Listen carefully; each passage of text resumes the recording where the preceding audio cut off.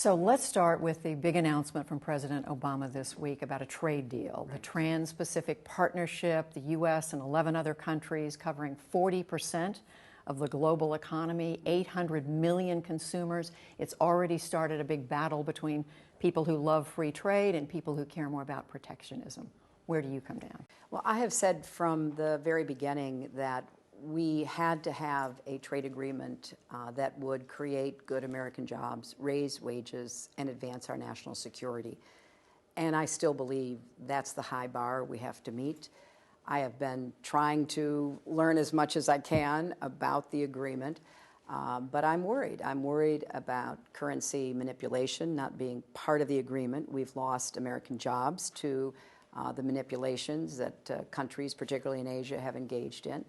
I'm worried that the pharmaceutical companies may have gotten more benefits and patients and consumers fewer.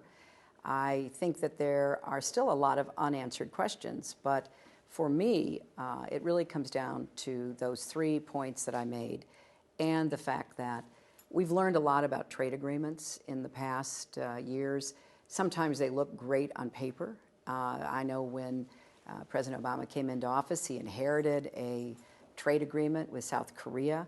I, along with other members of the cabinet, pushed hard to get a better agreement. We think we made improvements.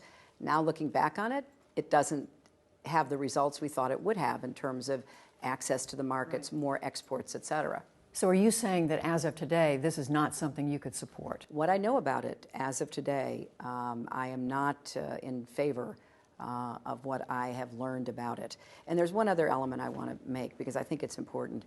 Trade agreements don't happen in a vacuum. And in order for us to have a competitive economy in the global marketplace, there are things we need to do here at home that help raise wages. And the Republicans have blocked everything President Obama tried to do on that front.